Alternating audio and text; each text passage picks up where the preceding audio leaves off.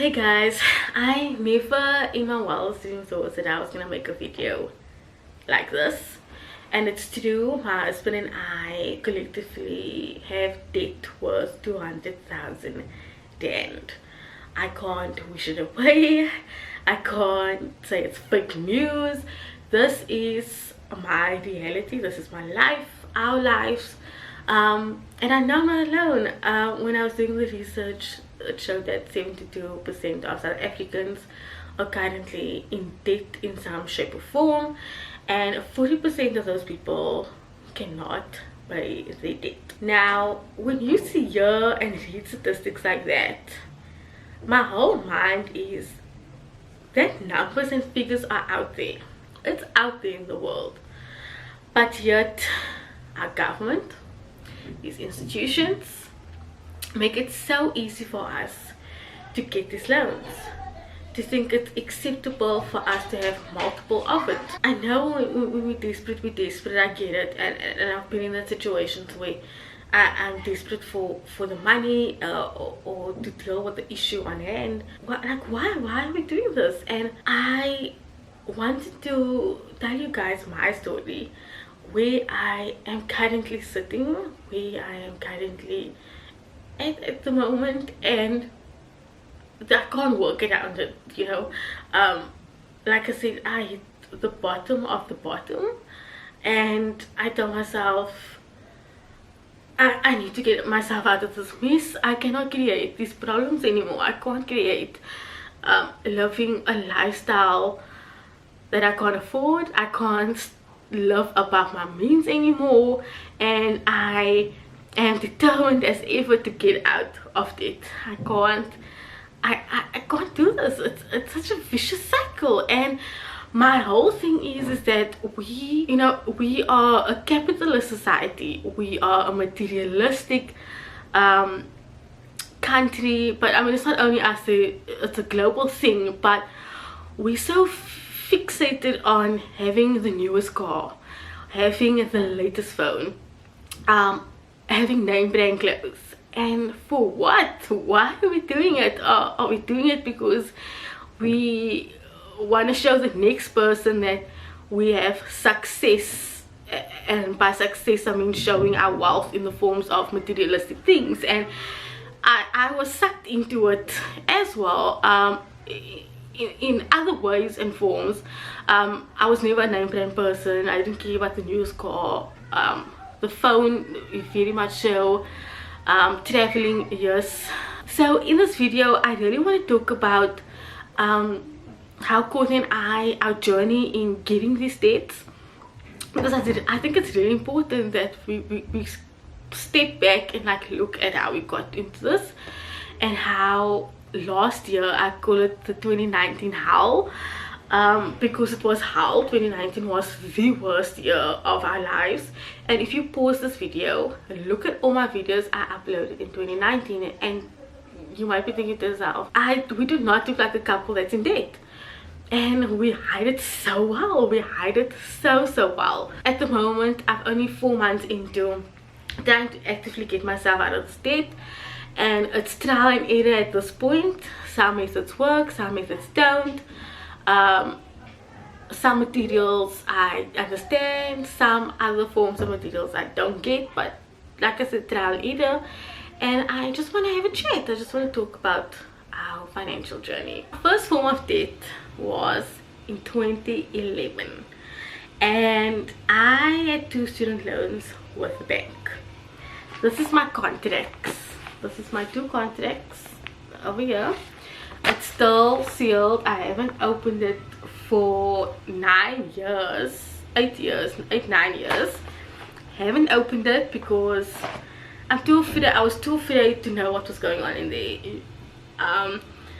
And so for 6 years I've paid off my student loan. It took me 6 years, and it was only at the end of January and I managed to pay it off. But that was my first form of debt, and a lot of us are in this cycle. We have thousands and thousands upon student loan debt, and that is even before we work. But we all need an education. We all need to finance higher education, however, which way, through bursaries, do loans to the bank, to NSFAs, whatever. Then I decided to do my degree, and I decided to do it part-time, and I got a game account because my laptop got crashed during the course of my degree. My parents couldn't afford to buy me one, and I was like, okay, cool, I work now, got a game account. Very easy, might I add, very easy to get one. I didn't understand any of the terms. I just signed, bought the laptop, and instead of me paying it off, Stephanie bought a camera. Stephanie was spending the money like it was dust, you know, and loving the life with the game card. That cycle went on, and in the same time Courtney had also gotten a game account, and that was to help with food in the household. I don't know if it was that year or the year after. My husband took out a loan to finance a second-hand car, and then the car wasn't great, so at some point we sold the car, and then he took out a second loan to get our car that we currently have now. So my husband has loans with the bank, got his game account, and this time I had 2 student loans. I had my game account. Then the bank phoned me one day and was like, oh, we see that you are still using a student debit card. We need to upgrade you to a check card. You know, it sounds very fancy, a check card. And oh yes, you get a credit card. I don't know how this credit cards work. I took the credit card. I was like, ooh, free money on this credit card. Mind you, I've maxed out this credit card.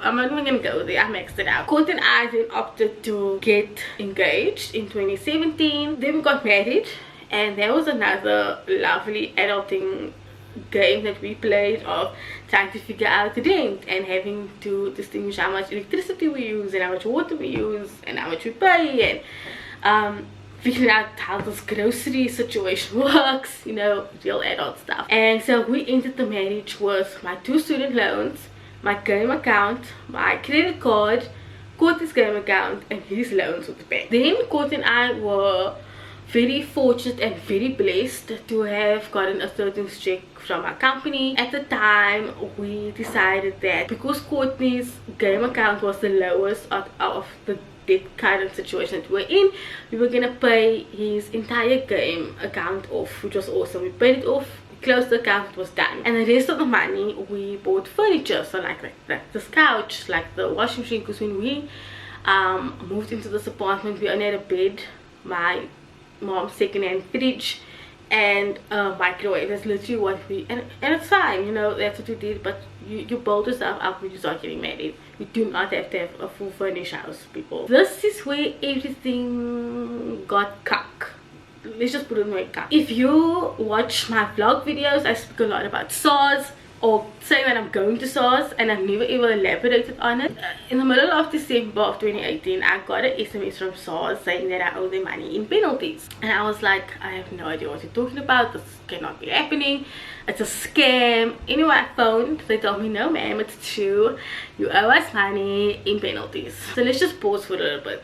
I have a full-time job, and that full-time job takes off tax, normal tax as any other job does. And I've got a second job, which is a part-time job, but I earn a salary, but I earn below 6,000 rand for this second job, which means that they don't take off tax. It's a tax rebate, meaning that I know some people get the tax rebate in physical form. I decided not to get the tax rebate in physical form. For years I was under the impression that because I don't earn 250,000 rand, I know they changed it down to 500,000 rand, but because I didn't earn 250,000 rand for the year, I didn't have to do e-filing, I didn't have medical aids, I didn't have to claim anything back. And so for 3 years I did not do e-filing. I can blame a lot of people, but most of it is my fault. I didn't educate myself enough on SARS. I went to the building, I said, what is this? And they said, no ma'am, you owe us 25,000 rand worth of tax. And I said, how is it possible? I can't understand this. Like, no one's telling me what's going on. I came to find that there's something called a tax bracket. So basically what it means is that when you combine for 12 months my full-time job's income, and you combine for 12 months my part-time job, and you put it together, I fall into the 26% tax bracket, which means there is a shortfall of tax. Didn't know this When I spoke to people about this, so many people that I spoke to had no freaking clue that this was a thing. So it just shows you SARS is not doing their job in educating people about SARS stuff. And I get it that it is our responsibility, but come on now. The amount of people that I spoke to had no freaking clue. Of course, I don't have any savings, and I had to make a payment arrangement. So I've been paying SARS monthly. This is where everything just went cock, just went shit. There's no other word to say it. When I got to 2019, I fell ill. I got viral hepatitis A, and everything was out of pocket expenses because I don't have medical aid. For some odd reason, we had a little bit of money saved up, which was to fix our car, and I had to use that money in order to pay the upfront medical bills. But a lot of the medical bills came afterwards. There was no way that we could afford the medical bills because they wanted the money immediately, and we didn't have that on hand. So we went to my parents and we said, can you please pay this? And the understanding between my mother and I when it came to finance, that if she bought it from me or I bought it from her, we need to pay each other back because that is our hard-earned money. And whether you pay in a few months, whether you pay in a few years, whatever, you need to pay that money. They paid it. Instead of Court and I reducing our lifestyle, amending our budget, we went on as if nothing was going on. We were living above our means. We were paying the bare minimum on our debts. We couldn't even support ourselves at this point. So the little bit of money that we did have at the end of paying all of this stuff, paying all these people, we used on travel. Now, you know, we decided this on our own. We decided to do the travel, and it's totally fine, but we just went the wrong way about this thing. And one of the cuckest things that happened was that we went to R200 and also got his birthday in the middle of May. In doing so, the tourism board asked us that they would pay for a majority of the activities. In return, that I write a blog post, which I did, and it was awesome. I loved it. So by the time we had gotten back, I looked at our money situation, and I told Courtney, we have no money for electricity, we have no money for food, and we have no petrol for the month and a half left that is coming before our payday. So what did we do? We went to go ask my parents for the money. And I can't even begin to imagine what my parents were thinking. We come from a trip and then we're still asking for money. We got another knock. Our car was leaking in August. Our car was leaking to the point that we had to take it to the body shop to have it like resprayed, and we also had to deal with the windshield. Fortunately, I had totally forgotten that Court and I had taken out a 2-in-1 policy about 5 years ago, where 75% of the money is fixed. You can't take it out when you're like 55, and 15% of the money you can take out for emergencies, and you don't have to pay it back. So that's what we did. We took out our 15% and we managed to pay that. But when the car came back from the body shop, we came upon mechanical issues. Now mind you, in October we planned this very big road trip, this really exciting road trip, and till this day I can't wrap my head around how I paid for these accommodations. I really don't know, because by the time that we had gone on the road trip, I already paid all the accommodations we were staying at. So I can't even remember how I paid for it, but I did. And we went to the mechanic, and he was like, so to fix the issue is gonna cost us 20,000 rand. You think we have 20,000 rand? No, we don't. So we did the dumbest thing possible, and we consolidated our loan. Easy. Walk into the bank, consolidate your loan. Happy galore. Then we went on this road trip, guys. A road trip that we couldn't afford, but we were very fixated on doing this road trip. I suppose because we love to travel, like we genuinely do, and we've got such a passion for small towns. But when you can't afford something, I just can't wrap my head around the fact that we did this. So we went on this trip. We had enough money for the first week of the trip, but by the second week we literally could not afford this trip anymore. So I had no choice but to increase my credit limit to fund the second half of the trip. And when I did a road trip in 2016, I calculated how much we spent in each town, and I wrote a whole blog post about it just to inform people how much we spent. And I was going to do the same thing with this trip. When we got home, I calculated everything that we spent throughout this road trip, and I just had this feeling of disgust towards myself, because I looked at the amount of money that technically is not ours. Like I said, I increased my credit card limit. Technically it wasn't ours, and I did this. Like, I can't believe it. I felt sick. I felt disgusted in myself, the fact that I had done this to not only me but our family. And I was like, I can't do this. This is not gonna carry on. I'm not gonna relive this whole cycle of borrowing, of increasing limits, of consolidating loans, of trying to keep up with the Joneses. And it's exhausting. But I knew that I had to get out of this cycle. Weirdly enough, we have this wonderful colleague who, she loves finances. She said out of nowhere, you know, guys, I put this presentation together for a friend and he didn't pitch, but I put so much work into it. You guys want to listen? And I said, cool, I'm excited to listen. And she started talking about the things that you actually needed as a long-term goal, what you needed to have a comfortable retirement, and we should start doing these things now. And she was talking about trade and disability. You need to have medical aid, you need to have an emergency fund, you need to have tax-free savings, we should be investing in ETFs. I was like, girl, hold up, there's no way that I can do all of this. And I told her, I'm so deep in debt. And she said, Stephanie, your priority right now is to get yourself out of debt. Use every last penny you have to get out of it. And I was like, I don't even know how to start. I don't know where to begin. And that's kind of how I decided I needed to get out of this. So the first thing I did was having to admit to myself that we've got a debt problem. We are living way above our means. We are living a life we can't afford, and it's a problem. Second of all is having to talk to someone. I genuinely had to talk to someone.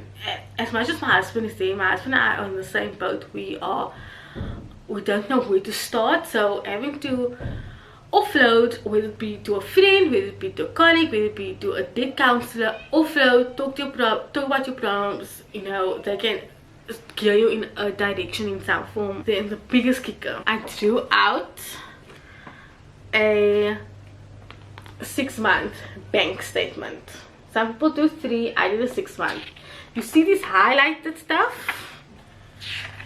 This is how much money I was spending on dining out, going to Mr. Price home all the time, buying coffee, 25 rand, 25 rand, 25 rand. And it made me so sick to my stomach to think I've been wasting money on dining out when I've got food in my fridge.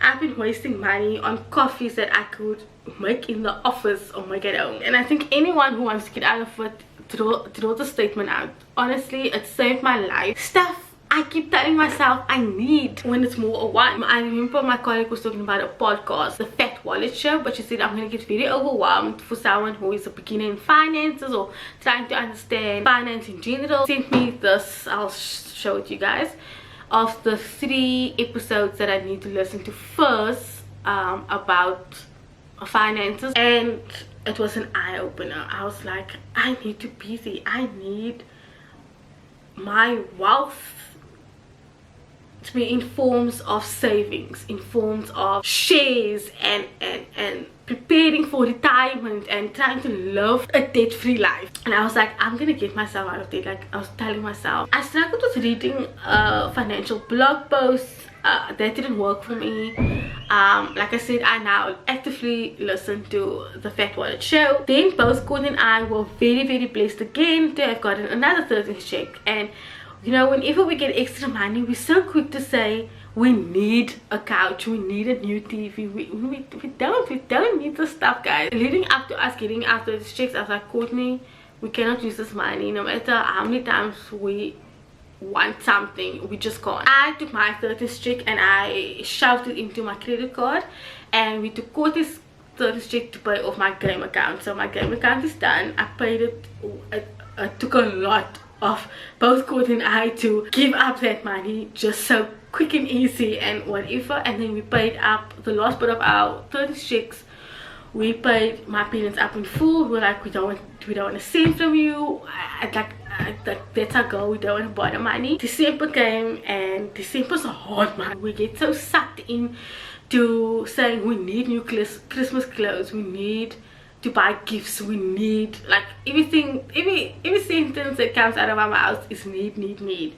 And I told Courtney, we're not buying Christmas clothes, we are not buying Christmas shoes, we're not buying Christmas gifts. And that's what we did. We did not buy a single thing in Christmas other than going half with my parents for the Christmas lunch. We decided on that, and it's fine, you know.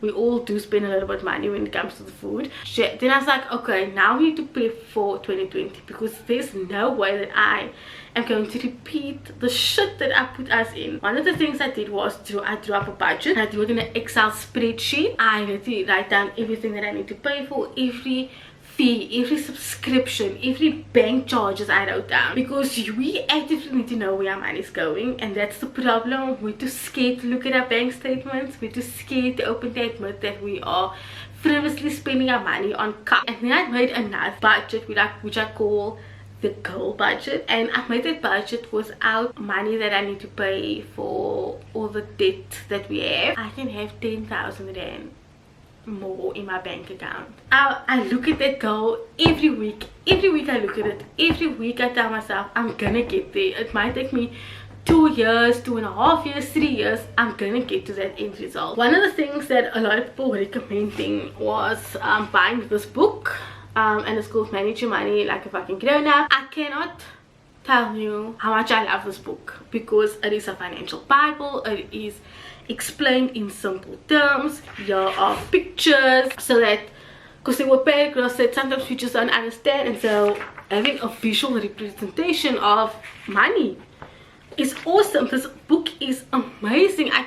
This is the best 200 rand I spent. I'm not even done yet, because I had to do a go slow, because I got too overwhelmed and I needed to do the step by steps. And then I started looking at my budget, and I was like, where can I cut on stuff? So one of the things I did was I cut our grocery list by 500 rand. One thing now is that our complex got a water meter, so I'm cutting my water down by 150 rand. I cut my electricity bill by 100 rand. My phone contract ending its contract in June, so I'm not renewing my contract. Phone is perfectly fine. It works. It does serve its purpose, and I don't need the latest model of the iPhone. I now make a list, my grocery list, and when I was going through my, like, where we're spending most of our money, and it was the groceries, I open all the cupboards and I say, what am I actually going to be making for the week? And that's what I buy. I paid, like I said, I paid my student loans up, so at the moment we're still sitting with car loans, and I'm sitting with my SARS, and I'm sitting with my credit card. I have a debt tracker, which I have listed how much I'm gonna pay for every month towards my credit card, every month towards my SARS, and I tick it off. One thing I did have to adjust in my budget was to get a emergency fund. I had to get it because I don't have medical aid, and if I get ill, I at least want to know that there is some sort of form of money made readily available to me. And one of the things that I really did or invested in was this book, and it's called The Subtle Art of Not Giving a Fuck. And why I bought this book was to change my mindset on a lot of things, a lot of my fears, a lot of my anxiety of what people are going to think of me, you know. And so far so good. I really don't, you know, I'm doing this video, and my husband is very much attached. He's a very soft person, and he's still, I remember when I told him I was going to do this video, he said, what is people going to think of me? Like, what is my family going to say? And I said, Courtney, the very same people that are talking about this is the very same people that are in much more debt than we are in. So we call it the gray, or I call it the gray area, and the gray area is where there's stuff that you just don't want to give up. So my thing that I don't want to give up is the travel, but I want to be intentional with my travel, in the sense that we are traveling far less than what we used to over the years, And when we do travel, we have a set budget in place. Now mine, we don't go eat out anymore, we don't go on day excursions anymore. You know, we cannot live our life just paying these debts off. I get it, you know, we still need to have a room where we can enjoy just a little bit, whether it is, you know, going to the beach and having an ice cream, or doing a little bit of a weekend away. You know, if you like spending your money on clothes, okay, tell yourself, okay, I'm curbing myself with only 500 rand instead of the 2,000 rand I was spending on clothes. Like, my priority now is trying to get out of this hellhole of debt. And so I really hope that if you are in this debt situation, try and get out of it as soon as possible and as young as you can, because there was no way I was going into my 30s and still having to sit with this amount of debt. Let me know if you guys want me to give you a review of how I am in the next 2 months. Full disclaimer, I'm not a financial advisor. I am figuring this out as I go month to month. I wish you guys all the best of trying to really look at finances and not be ashamed to say that you are in debt. Honestly, like, it's not a stigma, it's not a disease, it's an actual real thing that happens to a lot of people. Let's have an open conversation about this, because it's something we all go through every day. If you want to talk, you are more than welcome to hit me up on any of my social medias, direct message me, whatever. Sorry for this video being so long. I just wanted to express how I feel and where we are standing. I hope you guys enjoyed this video.